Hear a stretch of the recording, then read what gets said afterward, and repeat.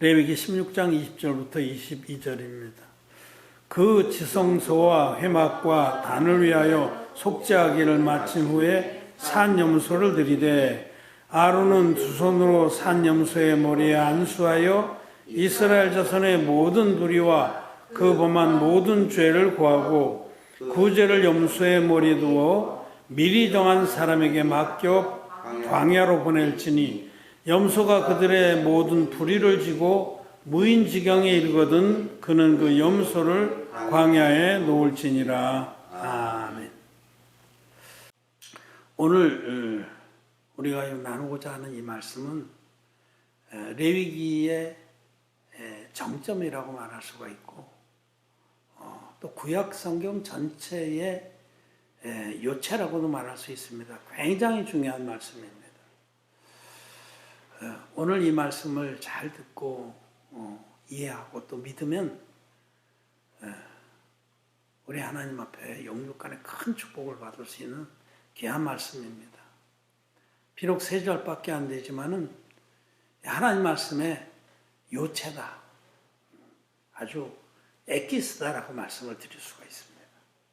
그래서 이 말씀을 저도 두렵고 떨리는 마음으로 여러분들에게 전하고 여러분도 이 말씀을 믿음으로 받기를 바랍니다.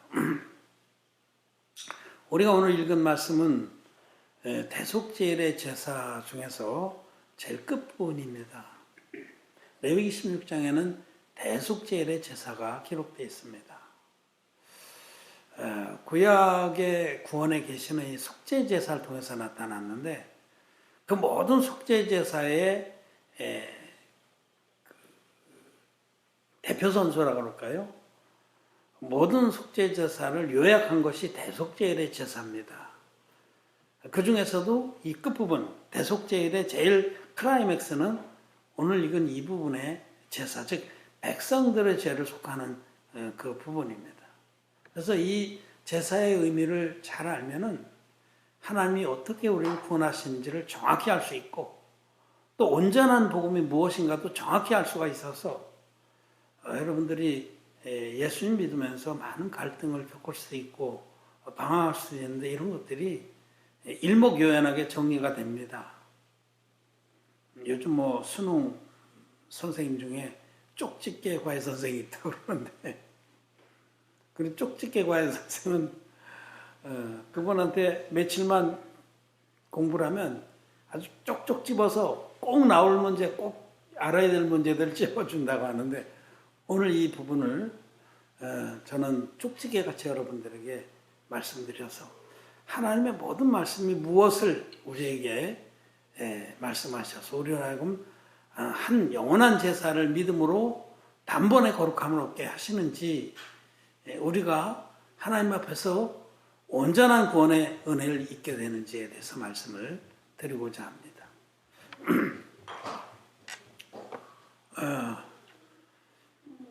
레위기 16장 이제 앞에부터 읽어보면 대속제의 제사는 이 뒤쪽으로 나오지만 매년 제7월 제10일에 드리는 제사입니다. 이 7월은 이스라엘 백성의 7월은 이때의 이 절기의 달이에요. 이 7월 1일 날은 나팔을 높이 크게 울려불어서 백성들을 다 모읍니다. 7월 한 달은 하나님께 감사로 제사드리고 하나님이 자기들의 1년 취재를 없애준 그런 은혜를 잊고 기뻐하면서 또 7월 14일부터는 초막절을 또 지내서 그야말로 한 달 내내 잔치하는 거죠. 이스라엘의 7월은 우리의 달력으로 치면 한 10월 정도 되니까 이게 추수가 다 끝나고 나서 하나님께서 1년간 주신 은혜를 감사하면서 하나님께 예배도 드리고 제사도 드리고 초막절 광야에 이스라엘 백성이 거했을 때를 기억하면서 초막으로 집을 짓고 그 안에 거했던 그런 절기입니다. 그 중에서 제7월 제10일 제7월 제10일이라는 것은 우리 지금 달력으로 7월 10일이 아니어서 이렇게 말씀드리는 거예요. 첫 달이 이스라엘 백성은 출애굽한 그 달을 첫 달로 삼거든요. 아비멀. 이게 제1월. 그다음부터 2월, 3월에서 이게 7번째 달이라는 거예요. 그래서 제7월 제10일에 이런 제사를 드렸습니다. 하나님께서는 대제사장 아론을 통해서 이스라엘 백성이 작년 대속제일부터 올해 제7월 제10일 1년간 지었던 모든 죄를, 백성 전체가 지은 모든 죄를 단번에 제사한 그런 속죄의 제사법을 허락해 주셨는데 그 제사를 제가 지금 말씀드리고자 합니다. 이날에는 대제사장이 모든 제사를 주관합니다. 보통 평일에는 개인적으로 또는 족장이나 평민이나 또는 제사장이나 방백들이나 이런 사람들이 개인적으로 죄를 지으면 개인적으로 성막에 나와서 제사를 드렸습니다. 속죄 제사죠. 속죄 제사. 모든 제사의 원형입니다. 속죄 제사. 제사는 하나님 앞에서 죄사함을 받기 위해서 드리는 것인데 하나님은 반드시 제사를 통해서 죄사함 받게 하셨어요. 제사로 나와 언약한 백성이라 제사를 통해서 죄를 사함 받도록 그렇게 하신 거죠. 그래서 개인들이 죄사함을 받으려면 반드시 3가지 원칙으로 제사를 드렸습니다. 첫째로는 흠없는 재물을 성막으로 끌고 와라. 흠없는 재물. 둘째로는 그 죄가 있는 사람이 율법을 어겨서 죄를 지은 사람이 그 재물의 머리 안수라라. 이 안수라는 것은 죄를 넘기는 법입니다. 재물에게 흠없는 재물을 끌고 와서 안수를 해야 돼. 두 번째로. 마지막 3번째는 이 재물의 목을 따는 겁니다. 그래서 피를 받아서 그 채를 피로서 번제단에 뿌리고 번제단 뿔에 바르고 단 밑에 쏟고 고기는 각을 떠서 불살라서 이렇게 드렸습니다. 이게 속죄제사의 원형이에요. 반드시 3가지 요건이 만족돼야 돼요. 흠없는 재물, 안수, 피 흘림. 이 대속제일에도 똑같이 이 3가지 원칙은 지켜지는 겁니다. 그래서 이날은 이스라엘 백성 전체의 1년치제, 어마어마한 거죠. 광야에 나왔을 때에 지금 이 율법을 받아서 광야 성막을 만들고 진을 꾸려서 행진할 이때에 이스라엘 백성들이 대략 한 200~300만 원 됐을 것으로 추산이 됩니다. 왜냐하면 민수기를 보면 그때에 20세 이상으로 전쟁에 나가서 싸울 만한 사람들만 남자로 셌더니 60만이었단 말이에요. 그러면 그제 여자가 더 많았죠. 옛날에는 남자들 많이 죽으니까. 또 어린이들은 엄청 많았죠. 어린이들. 여자하고 어린이들을 20세 미만의 어린이들 굉장히 많죠. 그때는 이제 고대니까 다산이 축복이고 다산이 능력입니다. 그래서 많이 났어요. 그러니까 어린이들은 보통 어른들의 2배 이상 잡아야 되거든요. 여자 하면은 60만에 한 4~5배를 잡아야 되는 거예요. 그래서 계산해 보면 250만에서 플러스 마이너스 알파였다 이렇게 생각이 돼요. 64, 24, 240만에서. 대략 줄잡아 200~300만 죽은 숫자 아닙니다, 여러분. 430년 전에 야곱이 기근으로 인해서 애굽 땅에 내려가서 430년 동안 이스라엘 백성이 애굽에서 크게 풀어나서 한 200~300만이 늘어나. 그때 내려갔을 때 70명이 내려갔는데 하나님 그 민족을 크게 하셔서 당신의 제사장 족속으로 삼기 위해서 애굽에서 이제 출애굽을 시켜주신 거죠. 300만에 가까운 그런 사람들이 1년 동안 지은 죄니 그 죄가 얼마나 많습니까? 그 모든 죄를 이 대속죄를 하루에 깨끗하게 사함받는 제사가 대속죄의 제사입니다. 이날은 대제사장 아론이 모든 제사를 주관합니다. 그래서 먼저 대제사장 아론도 사람이기 때문에 죄를 짓죠. 우리하고 성장이 같기 때문에 생각으로 말로 행위로 다 죄를 짓습니다. 하나님의 율법을 어긴 것은 다 죄입니다. 마음으로 어긴 것도 죄입니다. 예를 들어서 예수님께서 간음하지 말라 하고 말씀했지만은 옛사람에게 말한 바 간음하지 말라 했다는 말을 너희가 들었거니와 나는 너희에게 이르노니 여자를 보고 음욕을 품은 자마다 이미 마음에 간음했느니라. 이게 율법이 요구하는 절대선입니다. 율법은 행위의 죄만 죄라 하지 않고 마음으로 먹은 죄도 죄입니다. 똑같습니다. 그렇기 때문에 하나님 앞에서 그들이 간음하고 살인하고 도적질하고 탐욕하고 거짓말하고 거짓 증거하고 하는 그 무수한 죄들, 성경은 나의 죄가 머리털보다 많도소이다 그렇게 말씀합니다. 우리는 율법 앞에 서면은 그냥 죄덩어리입니다. 그러니 죄삭은 사망이라. 이런 우리들이 그 죄를 벗지 아니하면 지옥을 피할 길이 없다는 거죠. 그래서 하나님께서는 그 죄를 벗는 그 은혜의 법을 주셨는데 그것이 바로 대속죄를 주셨어요.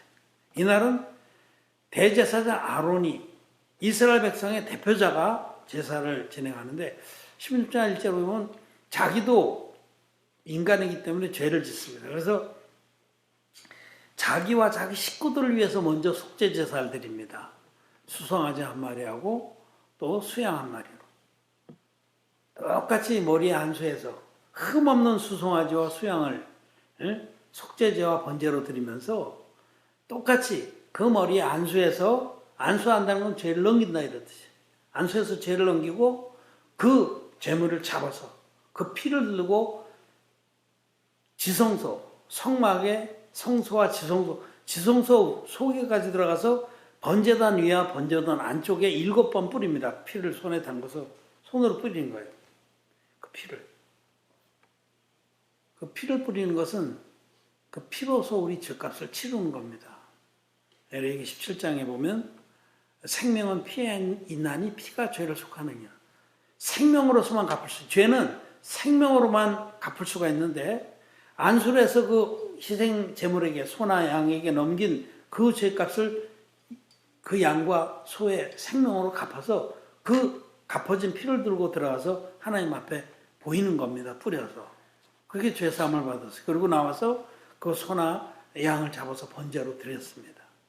자기와 자기 식구들의 죄를 먼저 사함받아서 자기가 거룩하게 된 후에 이제는 백성들을 위해서 제사를 드렸는데 백성들을 위해서는 수염소 2마리를 준비했다가 또 수양 1마리를 준비했다 제사를 드립니다. 그 수염소 2마리 중에서 제비를 뽑아서 먼저 뽑힌 염소는 여호와를 위한 제물, 하나님 앞에 드리는 제물이에요. 그 하나님 앞에 드리는 염소하고 수양 1마리, 번제로 드릴 양하고를 먼저 제사를 드립니다. 이것은 성막 안에서 드립니다. 백성들의 1년 죄를 위해서 하나님 앞에서 제사 드리는데 수염소 1마리, 제비 뽑은 염소 1마리, 흠없는 염소 1마리하고 수양 1마리로 똑같이 안수를 해서 죄를 넘기고 목을 따서 피를 받아서 그 피로서 송아지하고 한 거하고 똑같이 지성소 안에 들어가서 번제단 위에 7번, 그 동편에 7번 뿌립니다. 흠없는 제물에 안수해서 죄를 넘겨서 잡는다. 이 3가지 원칙은 구약의 속죄에서 영원토록 불변입니다. 영원한 규례입니다. 그렇게 해서 제사 드리고 수양으로는 똑같이 해서 번제로 제사를 드렸어요. 이 하나님 성막 안에서 드린 제사하고 성막 밖에서 드린 제사는 이렇게 둘로 나눈 것은 뭐 어떤 진리를 우리에게 가르쳐 주시는 거냐면 죄 사함은 2군데서 이루어져야 된다는 겁니다. 우리가 죄를 범하면 그 죄는 어디 기록되냐면 하나님 보좌 앞에 있는 심판책에 기록이 됩니다. 또 우리의 마음판에 기록이 됩니다. 이 2군데 기록이 돼요. 이 2군데. 에레미야서 17장 1절의 말씀 보면 유다의 죄는 금강석 그 철필로 기록되되 그들의 마음판과 그들의 담불에 새겨졌거늘. 우리가 범하는 모든 죄는 2군데 기록이 됩니다. 우리 마음판에도 새겨지고 하나님 보좌 앞에 있는 심판책에 새겨집니다. 그걸 담불이라고 계시한 거죠. 이 번제담불은 심판책으로 의미합니다. 반드시 심판받는. 계시록에 보면 그 말씀이 나와 있어요. 책들이 펴있고 책이 펴있고 또 책들이 펴있는데 심판책이라. 생명책과 심판책이 하나님 보좌 앞에. 거듭난 자들, 죄사함 받은 의인들은 생명책에 이름이 농명되어 있고 거듭나지 못한 자들은 심판책에 이름이 농명되어서 깨알같이 그들이 범한 모든 죄가 기록되어 있습니다. 그래서 마지막 심판 때 하나님 보좌 앞에서 염소들, 죄인들은 자기의 죄를 짓고 하게 돼 있어요. 자기 마음에 기록된 죄를 짓고 그대로 고백을 하게 돼 있습니다. 그래서 죄가 기록된 곳이 두 곳이기 때문에 성막 안에서 드리는 제사는 하나님 보좌 앞에 기록된 심판자에 기록된 죄를 도말하는 제사예요. 이 백성들이 그 제사는 못 봅니다. 성막 안에서. 성막 담장이 높이가 5규빗이에요. 5규빗이면 대략 2m 한 35cm. 아무리 큰 사람도 못 보죠. 소리만 듣지. 응? 염소가 죽는 소리, 양이 죽는 소리, 제사장이 분주히 왔다 갔다 하면서 그 제사장 바지, 에봇 끝단에 달린 금방울이 부딪힌 소리, 딸랑딸랑 소리. 이런 소리는 들리는데 못 보죠. 하지만 그 모든 제사가 끝나고 나면 대제사장이 이제 성막의 뜰문, 성막 뜰문은 동편으로 나 있는 것인데 넓습니다. 폭이 넓어요. 5규빗이 5규빗. 그러니까 굉장히 넓습니다. 그래서 5규빗짜리가 5개니까 25규빗이지. 넓습니다. 지금으로 하면 10m가 넘어요. 넓게 기둥 5개에 걸쳐서 청색, 자색, 홍색 실과 고운 배실로 짠 휘장이 드리는 이게 성막 뜰문이에요. 화려합니다. 예수 그리스도의 구원의 그 역사가 딱 게시되어 있는 문이죠. 그 문을 막 열어 제끼고 아론이 염소 한 마리 끌고 나옵니다. 이게 마지막 이제 오늘 읽은 부분이에요. 20절의 말씀을 보면 그 지성소와 해막과 단을 위하여 속죄하기를 마친 후에 3염소를 드리되 그 안에 성막 안에 제사를 다 끝내고 나서 산 염소를 끌고 백성들 앞에 나온 겁니다. 그 염소. 이 염소를 우리 성경에서 우리 개혁 성경에서는 아사셀 염소라고 이렇게 번역을 했어요. 아사셀이란 말은 네어노움이라는 뜻입니다. 이 32절에 31절에 이제 그 네오놈의 뜻이 남아 있죠. 이 아사셀 염소, 우리 영어 성경에는 그냥 킹 제임스 버전에는 그냥 스케이프 보트라고 희생 염소 이렇게 되어 있습니다. 희생 염소 마지막 이제 절정이죠. 그를 끌고 대제사장이 그 성막 뜰문을 휘 열어 제끼고 이름이 잘 안 나오려고 떼쓰겠죠. 막 꽁무니 빼고 끌고 나옵니다. 매우 백성들이 조용해지는 거죠. 백성들이 막 200만, 300만이 모여서 보니까 그 앞에 대제사장이 끌고 나와서 섭니다. 조용해지죠. 찬물을 끼얹은 듯하다 이렇게 표현하나요? 쥐직은 듯하다면 조용해졌죠.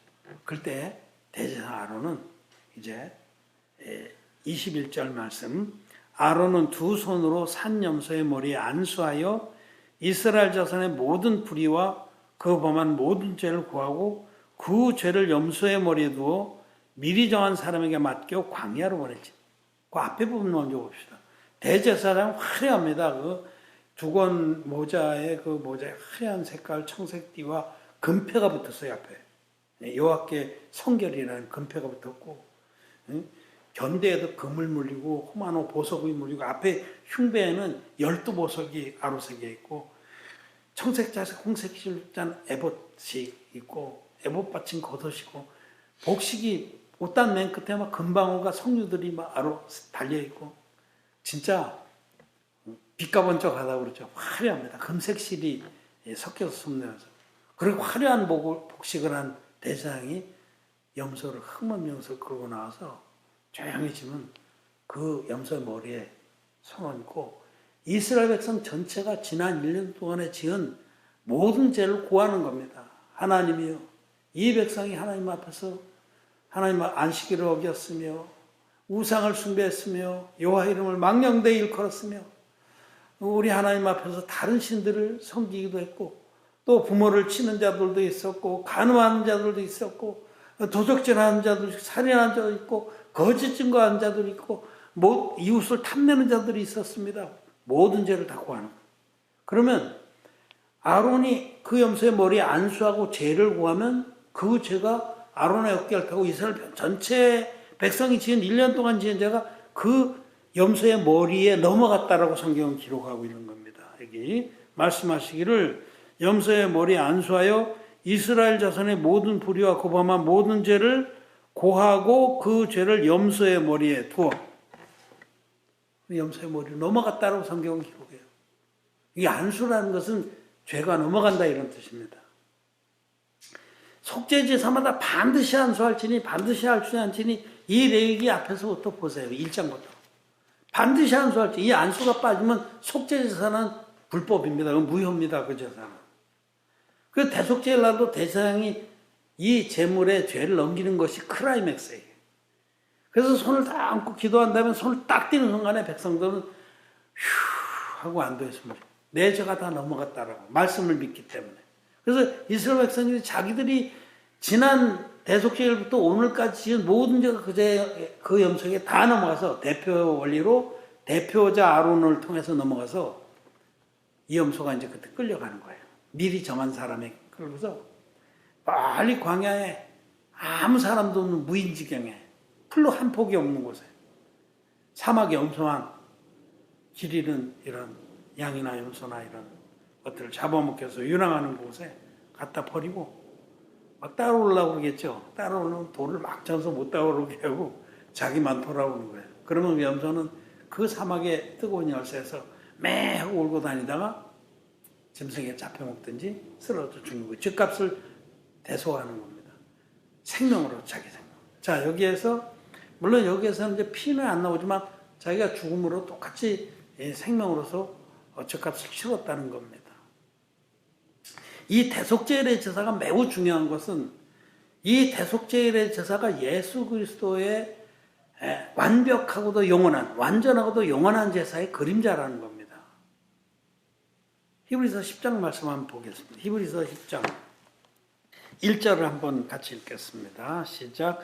율법은 장차 오는 좋은 일의 그림자요 참 형상이 아니므로 해마다 늘 드리는 바 같은 제사로는 나오는 자들을 언제든지 온전케 할 수 없느니라. 아멘.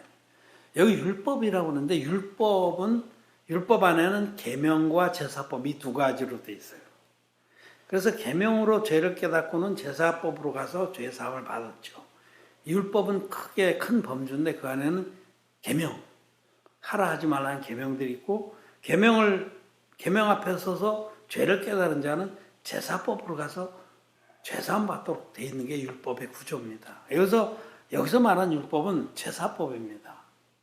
특별히 대속죄의 제사를 말해요. 그래서 고멘트에 보면 해마다 늘 드리는 바 같은 제사라는 말이나 해마다 늘 제7월 제10일이면 해마다 똑같은 제사를 드렸어요. 수송아지 한 마리, 수양 한 마리로 제사장과 자기 식구들이 제사함 받고 그 다음에 수염소 2마리와 수양 한 마리를 준비했다가 제비 와서 염소 한 마리와 수양을 먼저 성막 안에서 제사를 드리고 나머지 수염소 한 마리 아사절면서 끌고 나와서 백성들 보는 앞에서 안수해서 백성들의 죄를 사함받던 이 제사. 이게 해마다 늘 드리는 바 같은 제사입니다. 똑같이 들었어요. 제물만 바뀌었지. 왜냐하면 작년에 죽은 제물은 올해는 이미 죽었으니까. 제물은 다른 제물이지만 방식이나 원칙은 똑같았습니다. 해마다 늘 드리는 같은 제사를 드렸지만은 그 제사로는 제사 드리러 나오는 자들을 제사 드리는 자들을 영원히 온전케 할 수 없었어요. 그 제사 드리는 그 순간만 휴 하고 자기 죄가 다 남은 것을 믿음으로 확인한 그 순간만 하나님 앞에서 감사하고 거룩했어요. 왜냐하면 1년 동안 제가 다 넘어왔어요. 근데 제사 드리고 돌아가는 길에 다시 죄인이 되는 겁니다. 돌아가다가 내 돈 떼어먹고 도망갔던 놈, 야반 도주한 놈을 거기서 만났어. 이스라엘 백성은 그때 다 만나니까 만나서 막 눈팅이가 터지도록 두들겨 팼어요. 살인한 자죠. 폭행했으니 돌아가다가 초등학교 여자친구를 만났어. 그때 참 좋아했었는데 서로. 아니 너 누구 아니냐. 돌아가다가 딴 길로 새서 둘이 손잡고 돌아가다가 죄인 되는 겁니다. 돌아가다가 무사히 집에 가자면 눈 꼭 감고 자라는데 집에 왔다 자기 부인하고 대판 싸웠어요. 돌아가서 죄인이 돌아가던 중에 이미 돌아와서 이거는 영원히 온전한 제사가 못 됐다는 겁니다. 반짝하는 거예요. 이거는 단지 장차오는 좋은 일의 그림자였다라고 말씀하는 겁니다. 이게 장차오는 좋은 일의 그림자였다. 그림자, 예고편이라는 거예요. 여러분, 옛날에 우리는 저는 어렸을 때 시골에서 어린 시절에 전기불 없을 때 살았습니다. 집안에 호롱불도 켜고 촛불도 켜고. 호롱불이나 촛불 켜놓으면 그 불이 낮게 해놓으니까 그림자가 그 문에 창호집 하는 문, 방문에 비칩니다. 그래서 그 밖에서 그 안에서 뭐 하는지 그림자만 봐도 다 알아요. 아주 선명하게 비칩니다. 그래서 그림자 놀이도 많이 했죠. 이렇게 이런 손으로 낙타도 만들고 뭐 토끼도 만들고 뱃사공도 만들고 그 그림자 참 재밌어요. 그림자를 보면 알 수가 있어요. 그 안에서 예를 들어서 그 남녀가 둘이 앉아서 애정행각을 하십시다. 그럼 그 빛이 비쳐서 그 문에 그대로 비치죠. 그래서 보면 이거 누구하고 안에서 이렇게 하는구나 알 수 있죠. 그림자 보면은 실체를 알 수 있는 거예요. 그 안에 누가 있는지 그림자를 통해서 다 알 수 있는 거예요. 그림자 정확하니까 지금 이제 그런 등이 없으니까 그림자에 대한 그 기억들이 없죠. 지금 형광등 밑에선 그림자가 밑으로 깔리니까 잘 모르고 또 선명하지도 않은데 그림자는 그런 겁니다. 지금 성경에 쓰여졌던 시대에는 등이 그런 등이니까 그림자 선명하죠. 그림자라는 건 실체를 투영하는 거예요. 그림자를 통해서 우리는 실체가 무엇인지를 짐작할 수 있는데 이 대속제리 제사, 해마다 늘 드리는 바 같은 제사가 바로 장차오는 좋은 일, 하나님께서 우리를 단번에 영원한 속죄의 제사를 드려주셔서 우리를 믿음으로 말미암아 거룩한 자로, 영원토록 거룩한 자로 만들어주신 그 장차올 좋은 일의 그림자였다는 겁니다. 이 제사는 장차 오실 예수 그리스도께서 어떻게 한 영원한 제사를 드려주셔서 우리를 영원토록 거룩하게 하실지에 대한 완전한 그림자입니다. 자, 그럼 보세요. 그림자라는 것은 제가 지금 이렇게 손을 해서 여기 촛불이 이제 있고 앞쪽에 뒤쪽에 창호지라면 이렇게 폈다가 창호지에도 그대로 이 모양이 새겨지듯이 지금 이 대속제의 제사는 예수님께서 우리 오셔서 드려줄 영원한 속죄 제사의 그림자라는 거예요. 그 그대로 제사를 드려준 거죠. 첫째로 아사셀 염소는 흠이 없는 염소였습니다. 흠 없는 제물. 예수님은 하나님의 아들이십니다. 성자 하나님. 그분은 본디 하늘의 하나님이세요. 영이세요, 영. 육신을 입고 계신 분이 아닌데 그 하나님이 친히 제물이 되기 위해서 인류 전체의 속죄의 제물이 되기 위해서 육신을 입고 오신 분입니다. 그분은 죄를 알지도 못하는 흠없는 제물입니다. 첫째 조건이 만족이죠. 흠없는 제물.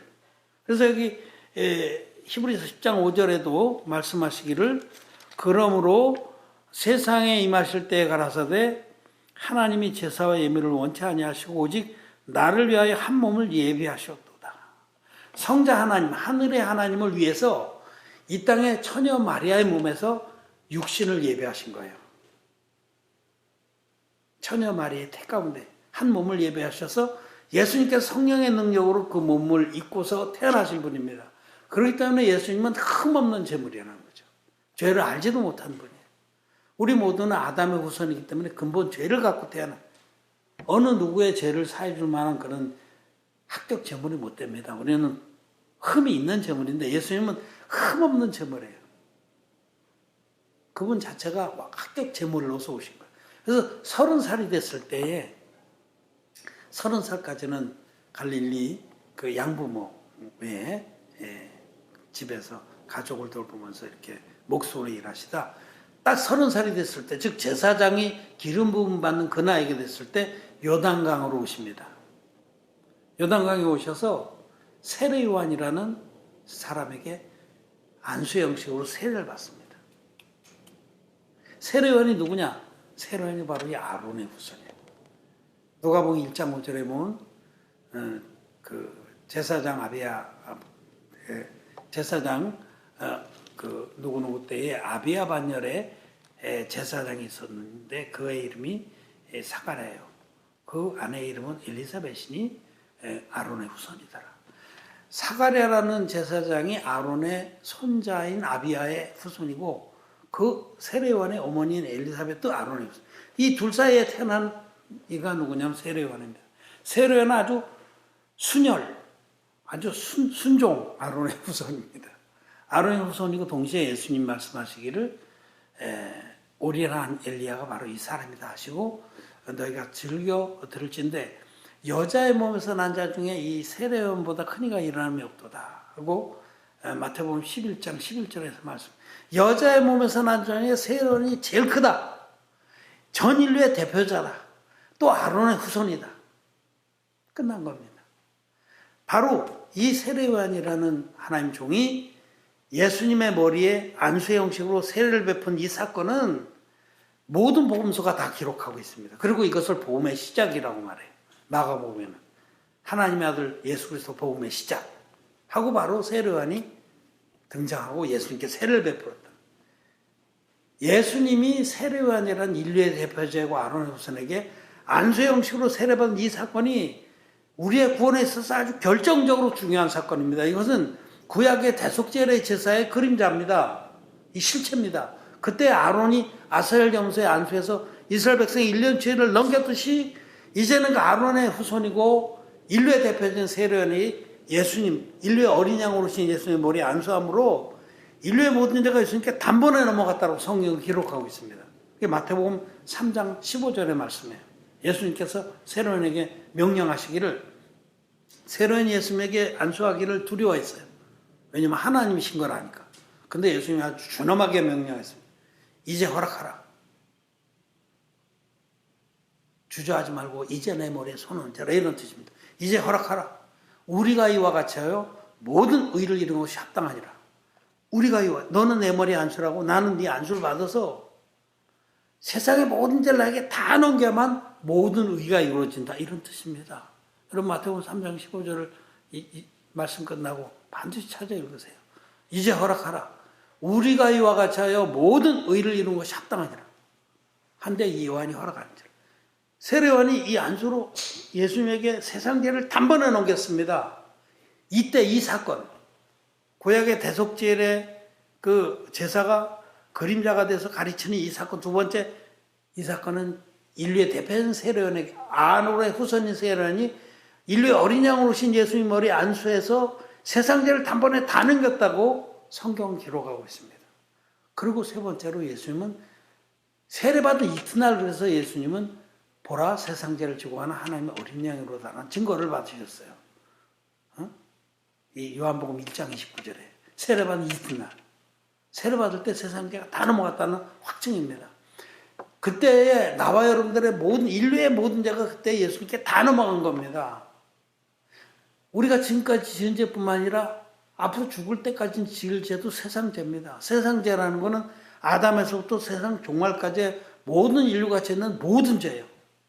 생각으로 지은 죄, 마음으로 지은 죄, 행위로 지은 죄, 개인적으로 지은 죄, 단체적으로 지은 죄, 부끄러운 죄, 정말 자살하고 싶은 죄까지도 인류가 지은 모든 죄라는 죄는 그때에 예수님께 다 넘어갔습니다. 그때.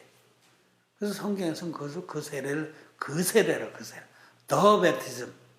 이건 하나밖에 없는 거예요. 예수님이 받은 세례가 인류의 모든 죄를 예수님의 육체에 다 넘긴 세례예요.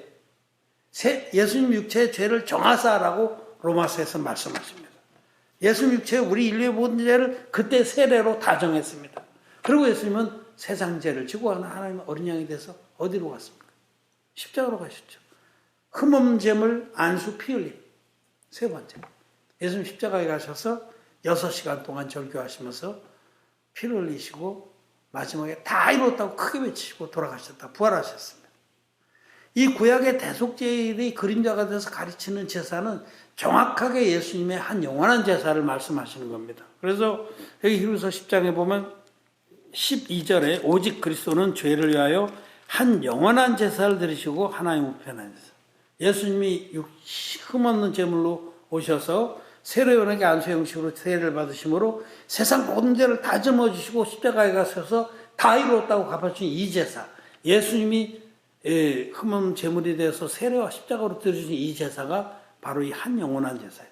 그 제사는 영원한 제사입니다. 그건 해마다 반복적으로 드리는 제사가 아니에요. 이건 한 번 드리심으로 전 인류의 모든 죄를 완벽하게 영원토록 없애신 제사라는 겁니다. 한 영원한 제사를 드려서 우리가 이 제사를 믿음으로 우리는 단번에 거룩하게 된, 영원토록 거룩하게 된 겁니다. 그래서 14절 말씀 같이 한번 읽겠습니다. 시작. 저가 한 제물로 거룩하게 된 자들을 영원히 온전케 하셨느니라. 예수님이 우리하고 상의치 아니하시고 우리에게 의견 물어보지 아니하시고 당신이 홀로 한 영원한 제사를 드려주세요. 일방적으로 당신이 한 영원한 제사를 드려주심으로 예수님이 드리신 한 영원한 제사를 믿는 자는 단번에 거룩하게 됐고 영원토록 거룩하게 되는 겁니다. 그 한 영원한 제사를 마음으로 믿어서 입으로 고백하는 자는 모든 죄 사함 받고 영원히 거룩하게 되는 거예요. 그래서 이 말씀에 저가 한 제물로 거룩하게 된 자들을 영원히 온전케 하셨느니라. 죽을 때까지, 죽은 후에도 거룩하게, 즉 죄가 없게 하셨다는. 거룩하다는 것은 죄가 없는 것을 말합니다. 영원히 온전케 하셨어요. 이것이 바로 온전한 구원의 복음이에요. 온전한 구원의 복음. 온전한 구원의 복음, 예수님 흠없는 제물이시다. 예수님 세례로 우리의 죄를 다 담당했다. 예수님 십자가의 피로 우리의 모든 죄를 다 대속했다. 이 세 가지 증거를 다 포함하고 있는 복음이 영원토 완전한, 영원하고 완전한 복음입니다. 그래서 18절 말씀 한번 읽고 우리 정리하겠습니다. 시작. 이것을 사셨음즉 다시 죄를 위하여 제사를 뜰 것이 없느니라. 예수님이 당신의 몸으로 드리신 한 영원한 제사를 드려주셨기 때문에 이 제사는 영원토록 완전하고 유효하고 능력이 있습니다. 이 제사를 믿는 자는 단번에 거룩하게 돼서 다시는 제사 드릴 것이 없게 됩니다. 제사를 드리는 건 죄가 있어서 드리는 거거든요. 여러분, 죄가 없습니다. 예수님이 완전한 제사를 드렸기 때문에 예수님께서 드리시는 완전하고 영원한 제사를 믿는 자는 단번에 거룩하게 돼서 영원토록 하나님 앞에 의인이 되는 겁니다. 로마서 8장 1절의 말씀 그 뜻이에요. 그러므로 이제 그리스도 예수 안에 있는 자는 결코 정죄함이 없네. 예수님의 진리의 복음 믿어서 그 안에 들어간 자는 죄가 없습니다. 사도 바울은 이 복음이 바로 성경대로의 복음이라고 말씀합니다. 고린도서 15장 2절, 3절, 4절에 그리스도께서 죄를 위해서 성경대로 우리 죄를 위해서 돌아가셨다. 성경대로 벌하셨다. 성경대로. 성경이라는 건 구약 성경이거든요. 구약 성경의 속죄자 그대로, 그림자 그대로, 흠없는 제물, 안수, 피 흘림. 성경대로 우리 죄를 위해서 당신 몸을 들여서 한 영원한 제사를 드려주셨다는 겁니다. 자, 만일 구약의 대속죄일에 대제사장이 피곤했어. 이 제사. 그래서 마지막 순간에 백성들을 위해서 제사들이 나와서 흠없는 제물 끌고 가서 안수를 안 하고 미리 정한 사람한테 야, 끌고 가. 나 피곤해 죽겠다. 나 쉬어야겠다. 그렇게 제사를 드려 주십시다. 하나님 앞에 그게 합법적인 제사입니까? 아니잖아요. 불법이잖아요. 하나님께로부터 이 제단으로부터 불이 나와서 확 살라 죽입니다. 하나님 당신의 법을 어긴 자는. 그 불법입니다. 안수 안 하고 그 양을 끌고 가서 죽었다면 염소를. 근데 지금 똑같이 대부분의 기독교인들이 예수님이 세례로 자기 죄를 담당한 이 진리를 빼버리고 십자가의 피만 믿습니다. 그래서 마음에 죄가 그대로 있는 겁니다. 그래서 날마다 아직도 제사를 드리는 거예요. 용서하여 주옵소서. 다시는 죄를 안 짓겠습니다. 거짓말하면서. 말씀을 정면으로 짓밟는 겁니다. 그런 사람들은. 성경대로의 복음은 예수님은 하나님의 아들이다. 흠없는 제물이다. 예수님이 세례를 받음으로 우리 죄를 단번에 짊어졌다. 그리고 십자가로 가셔서 그 모든 죄를 깨끗이 신노같이 없애줬다. 너희 죄악이 종 같을지라도 눈과 같이 헤어질 것이 하고 그 말씀이 이루어졌다는 것이 이게 진리의 복음입니다. 이것을 진리의 원형 복음이라 성경 그대로의 복음이고 있대요.